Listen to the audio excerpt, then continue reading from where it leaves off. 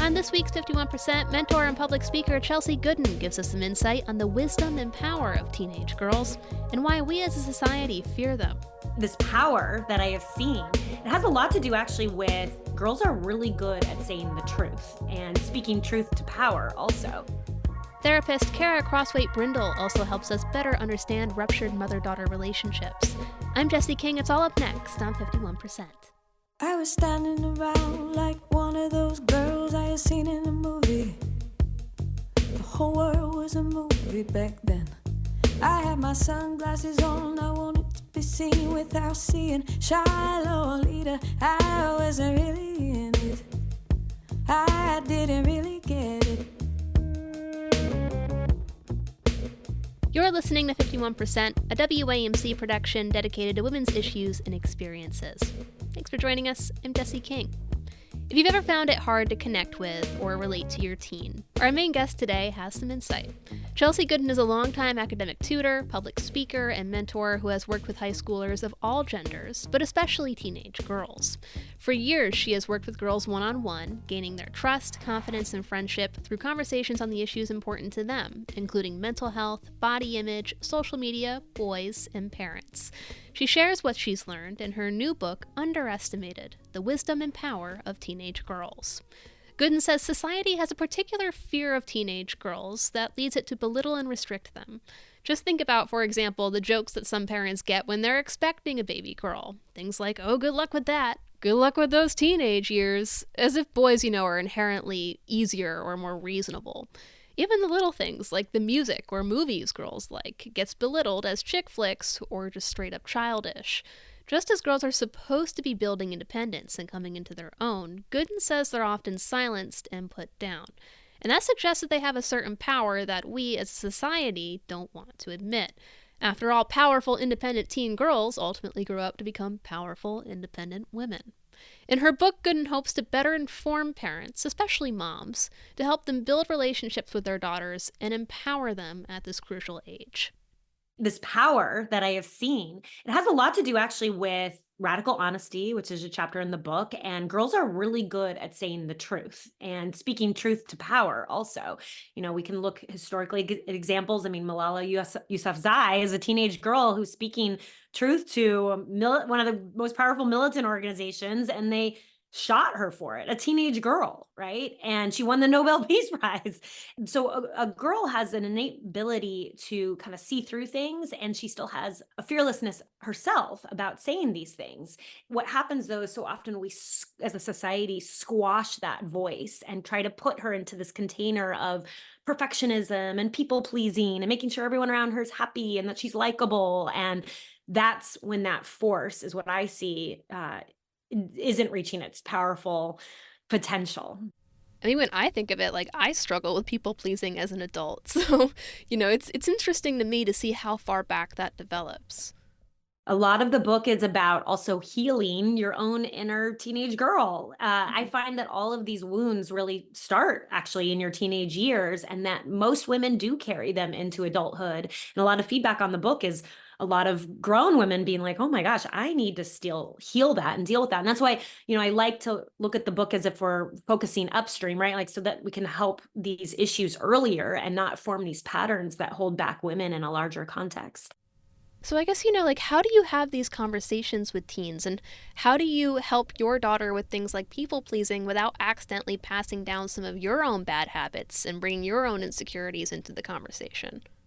Well, I will say that it is hard, for parents to go into these conversations if they still have a wound and a charge around it. And so a lot of it is like, if you have a hard time talking to your daughter about sex education topics and you're really uncomfortable with it, that's more, I usually ask, well, what about it makes you uncomfortable? Go deal with that first. I know I personally had to unpack a lot of that type of baggage before I felt in a really comfortable place that didn't have a charge or have fear around it.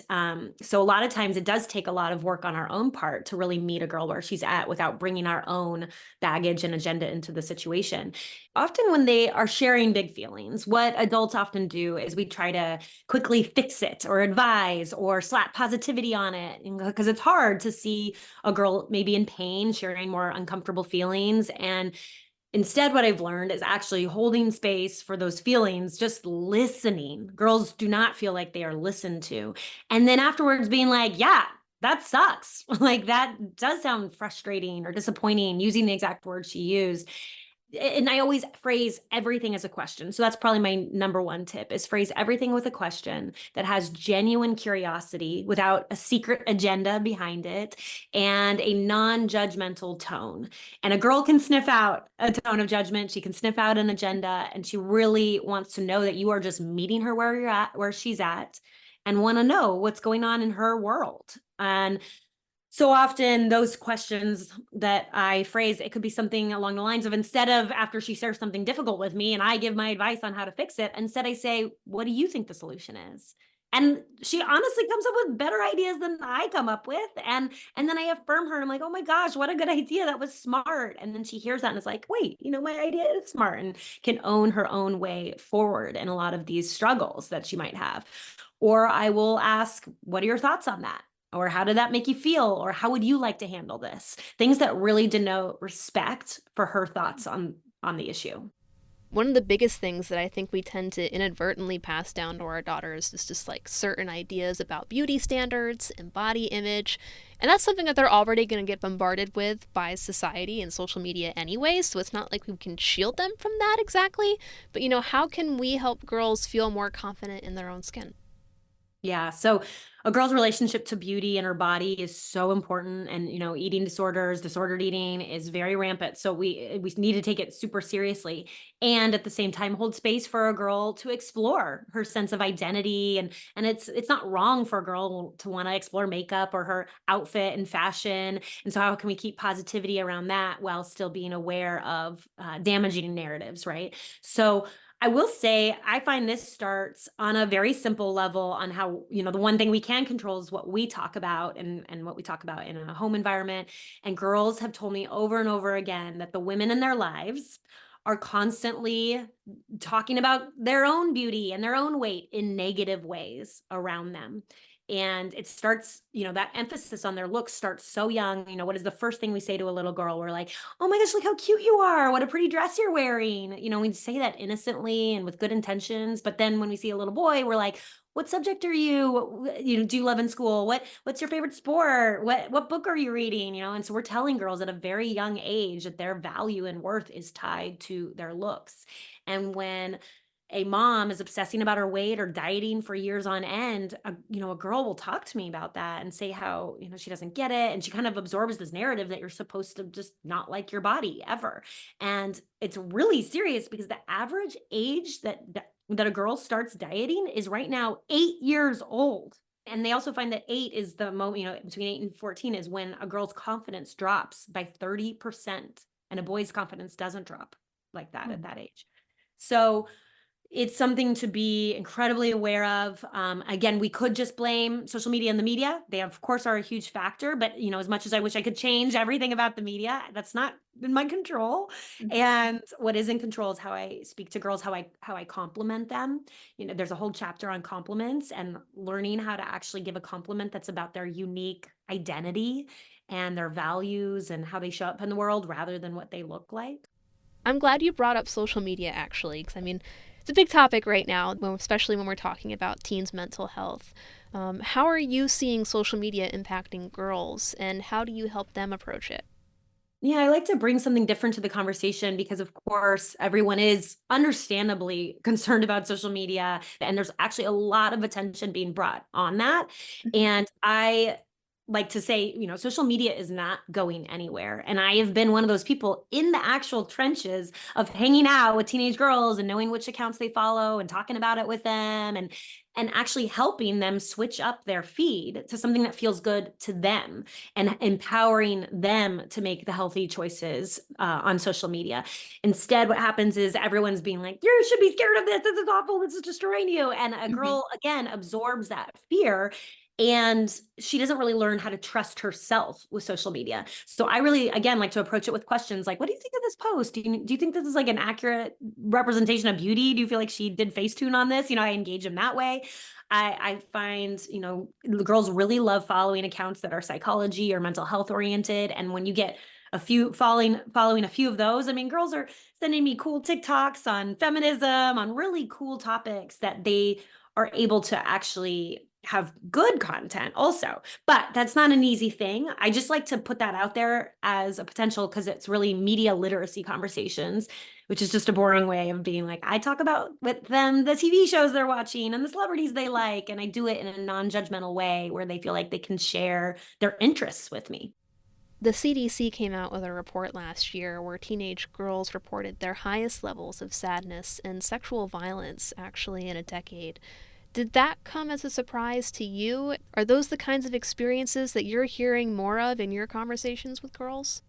When that stat came out, so many people were surprised, and I was not surprised at all, unfortunately, because girls share with me all the time, whether it's sexual assault or sexual harassment. I'm often one of the first people they reach out to, and I've really had to educate myself on this in a big way. I even joined the board of a nonprofit called The Call to Men, which is all about ending gender-based violence by engaging men in healthy masculinity and manhood. And what I'll say is girls feel like we are blaming them for everything. We are putting all the responsibility on them. Girls are well aware that their clothes are going to be blamed, that they need to manage a boy's inclinations. It's all these really unfair pressures that we're putting on girls when the truth is, what's the cause of this, right? Like, it's actually a male violence issue. And where is that coming from? And, just a statistic to support that is only 11 states require that consent is taught in their sex education curriculum. Only 11. And if we're not teaching consent, that can explain a lot. Meanwhile, I know so many teenage girls who take self-defense classes in their school. So, we're teaching them how to defend themselves, but we're not teaching boys from the beginning on what is consent, what is healthy masculinity, what is a healthy way to not sexualize and objectify girls. There's so many ways we could be doing better and making sure we're not blaming and putting all the responsibility on girls. So you mentioned earlier about the importance of meeting teens where they're at when you're talking with them, like being a good listener, asking them for their thoughts on certain subjects and stuff like that. Do you have any other advice, I guess, for parents who are trying to strengthen their relationship with their daughter at this time? How can you empower your teen here instead of pushing them away? Right. I find that building a foundation of trust at an early age really helps. It can be hard, coming into environments when they're already 17 and there's already a lot of conflict. Yeah. I will say, the last chapter of the book actually addresses making amends so that you can create a clean slate with your daughter. That was not something I expected to write about. It really just came from a place of the book is filled with many direct quotes from the girls. They were heavily a part of the process and the editing process. And they kept bringing up when I would ask them, what do you wish you could have from your parent? Many, almost everyone had said they wish that their parent would apologize to them and make amends in some type of way. It could be a big way, like, oh, maybe I'm sorry we didn't handle the divorce very well. Or it could be even a smaller day-to-day owning and taking responsibility, like, oh, whoa, I wasn't right about that. Because teenage girls see through their parents. And when a parent's trying to put on a show as if they have everything handled and perfect and know everything right, a girl knows that's not true because we're all human. And so when you can clear the slate by starting a new foundation of making amends and taking responsibility, and a girl really respects that. And the front side of it, when the girl is younger, setting that foundation of trust, I really like to actually verbalize everything like, hey, you know what? I'm going to trust you to handle that. I believe you can handle that. And I'm excited to see how you handle it, and just starting that type of language where she's like, oh, okay, my parent trusts me to handle this. I guess I'll handle it well, like making sure that's really clear. You do talk a lot in the book about giving opportunities to make choices and for them to even make mistakes. Can you tell me a little bit more about that? Like, how big of a role does that play in empowering teens? The truth is, if you try to come in and tell a girl what to do, her walls are going to go up. She's going to shut you out. The more you can be like, okay, I'll let you handle that, the better. But also, when she's making the choice for herself, she's more likely to make it work. She wants to make it work because it's her choice, right? And that may mean you have to hold some space for something you may not think is the best choice. And if it ends up not working out for her, that's okay too. Like letting girls make mistakes and fail is a really healthy thing. And making sure that's a safe environment for her to make mistakes. I mean, that's a big difference I see between boys and girls. I do work with boys too. And boys are allowed to be messier. They make mistakes. They don't think it's that big a deal. They don't absorb it into their core identity. Whereas girls are terrified of messing up and making a mistake. They think it's like a blemish on their entire identity if they do.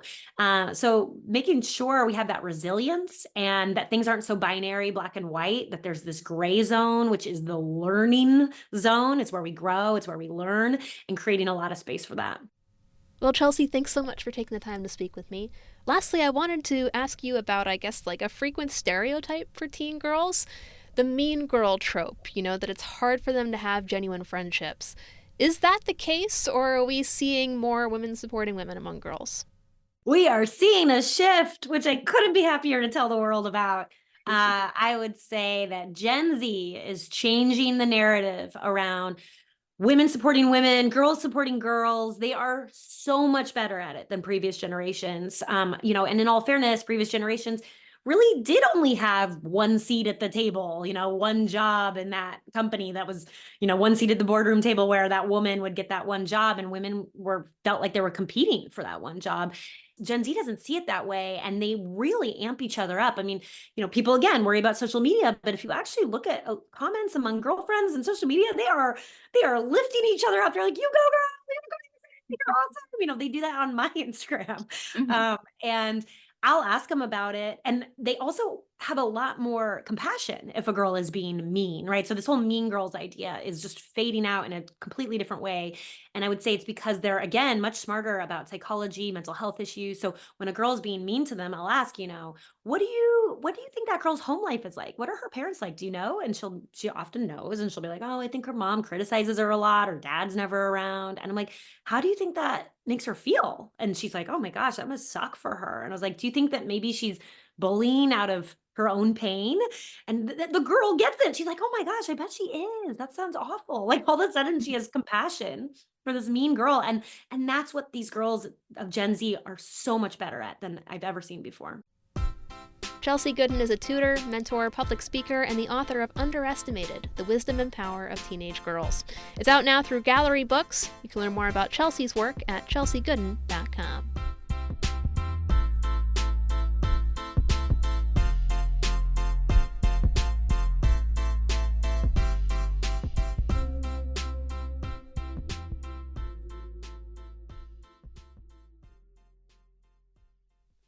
Goodan mentioned that a lot of the girls she spoke with who had strained relationships with their parents were simply hoping for an apology, for an attempt to make amends. But what if that apology never comes? Our next guest is a licensed mental health therapist based in Lafayette, Colorado, who frequently works with adults navigating parent-child estrangement. In her new book, Understanding Ruptured Mother-Daughter Relationships, Kara Crosswhite-Brindle offers advice for both mental health professionals and daughters grieving their relationships with their mothers. Brindle says 1 in 12 people have cut ties with a parent or family member for one reason or another, usually tied to abuse or trauma. While there's hope for reconciliation, especially with the help of a family therapist, Brindle has helped clients find acceptance even if it never happens. A big reason Brindle says she wanted to write this book is that a lot of the current literature on estrangement comes from the perspective of parents. And while that's important, it misses the pain of adult children who are often the ones making the difficult decision to cut ties. Brindle's work has focused heavily on daughters as they make their way through what she labels the 8 steps of estrangement. So the first stage is usually a cycle of abuse. So this awareness that, oh, my relationship with mom was something I'm struggling with. And so after that, they can't unsee it, right? Of like, oh, if I name this as abuse, I can't minimize it. I can't remove it from my awareness. At that point, it leads to an adult daughter questioning, what do I want to do with this information? So that's stage 2 is questioning. At that point, she might say, do I want to actually even talk to mom about this? Or do I want to let it go? More often than not, out of a place of wanting some closure and some acknowledgement and hopefully an apology, daughter moves into the 3rd stage, which is usually a relationship rupture if mom shows up as minimizing, finger pointing, saying, this is not me, this is you. In the best case scenario, mom's like, I'm so sorry, and you deserve better, I'm gonna be a better mom to you now. And then our cycle is done. But more often than not, with the clients I was serving, relationship rupture would be that third stage, which then leads to estrangement. So that's just the first 4 stages. The last 4 are really about like self-development. How do I heal? How do I have self-worth, right? So like we kind of move through more of the deeper work once the estrangement has happened. Sometimes that leads to reconciliation. Sometimes it doesn't. So I want people to be able to hold for both. We're not championing estrangement. We just want to normalize it.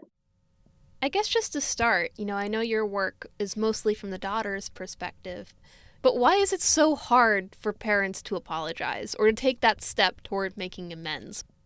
Yeah, I mean, I think I'm a parent now. I actually wrote this book in the critical window of development for my own infant daughter at the time. But I think a lot of people, if we acknowledge that we did something wrong in parenting, then it's like, oh, I'm a bad parent, right? It's like people have a hard time separating out, I'm apologizing for my actions, my behaviors, and I am therefore a bad parent. So I think a lot of people are like, I don't want to apologize. I don't want to own this, because then that makes that true. And most of us don't want to sit in that discomfort of, what if I am a bad parent?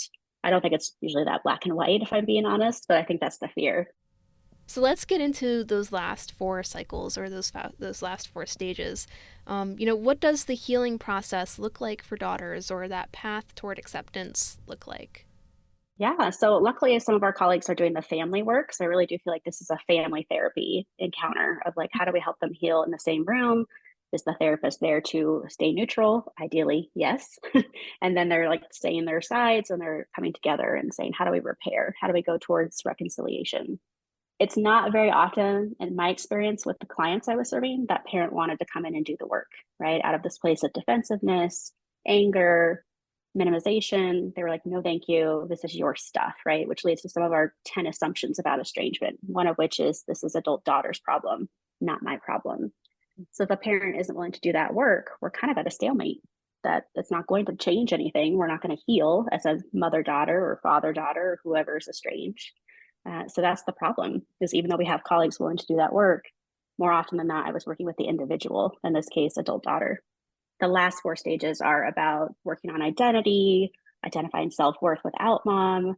There's this deeper work section, stage 7 of 8, where we have these aha moments about other relationships.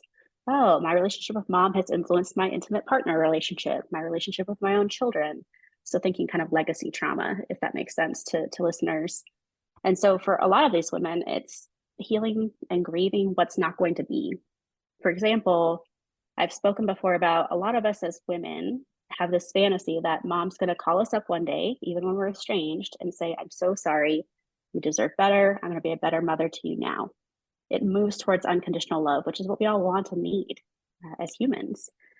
And if that's not going to happen, which is what I've been hearing from women for years, now I have to do my own work in therapy or on my own or with somebody else, professional or personal, to heal that of like, I'm mourning the loss of the mom I could have had. I'm mourning the loss of this relationship, which is also fascinating in the research because it feels like a death.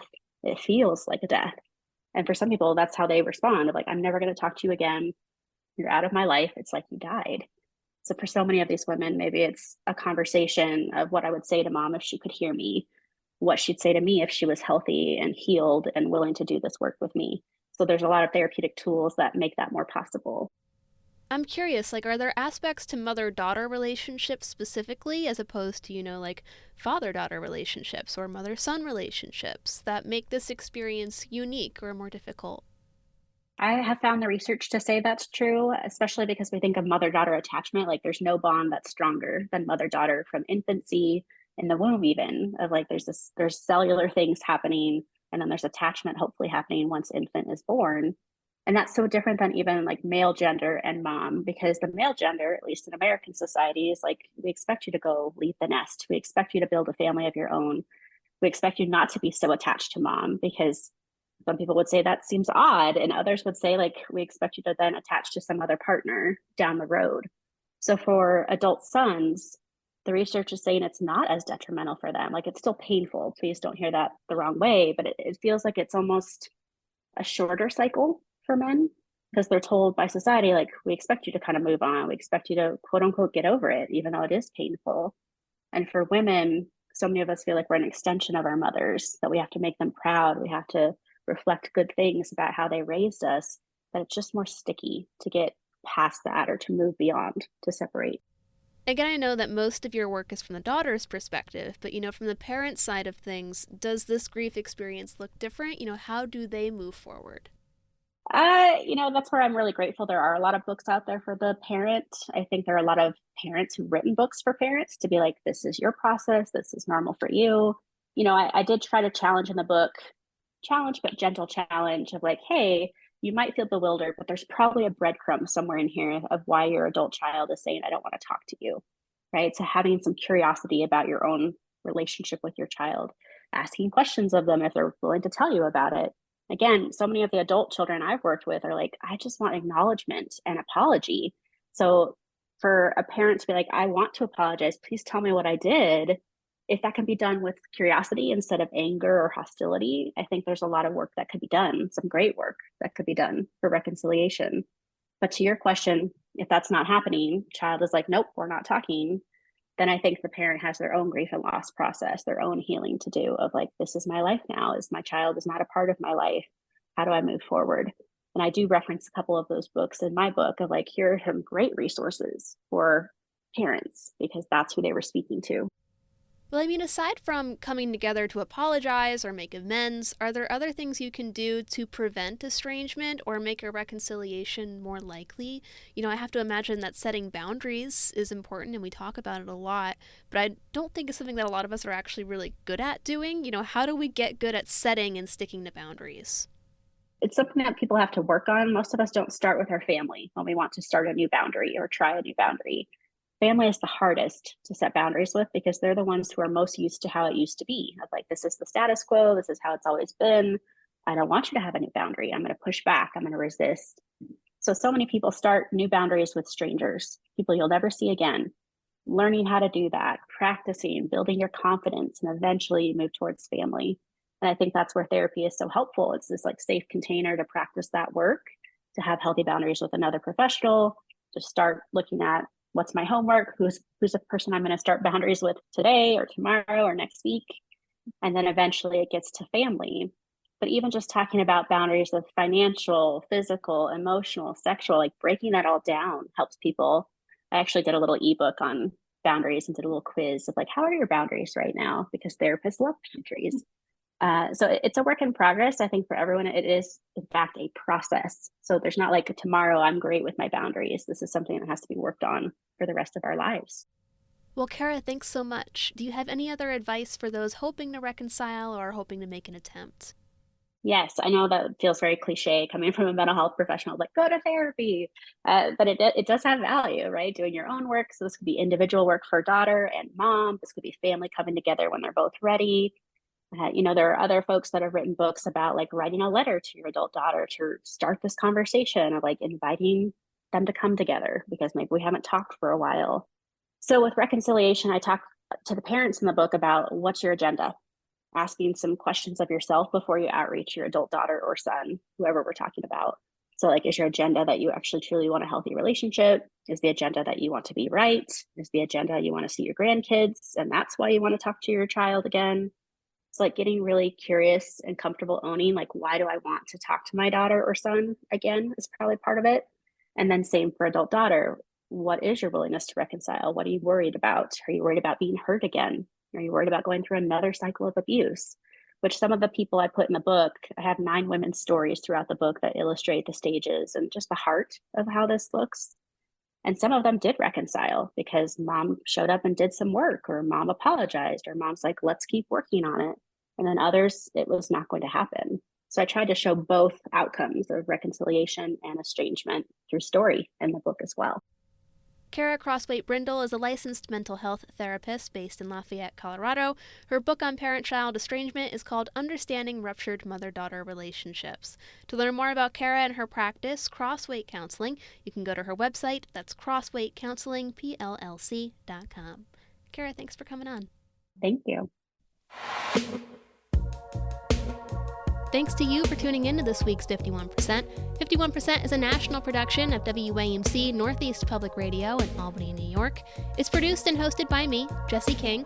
Our associate producer is Jody Cowan, and our theme is Lolita by the Albany-based artist Girl Blue. Just a reminder that you can listen to 51% anytime at our website, wamcpodcast.org, or wherever you get your podcasts. You can stay in the loop on all of WAMC's shows by signing up for our weekly newsletter, Airwaves, at wamc.org. We hope you'll join us next week. Until then, I'm Chelsey King for 51%. I was every single girl, I was nobody else, I was so sure of myself. I was 15 and a half, he was a hollow laugh. And I lost my cool somewhere along the way.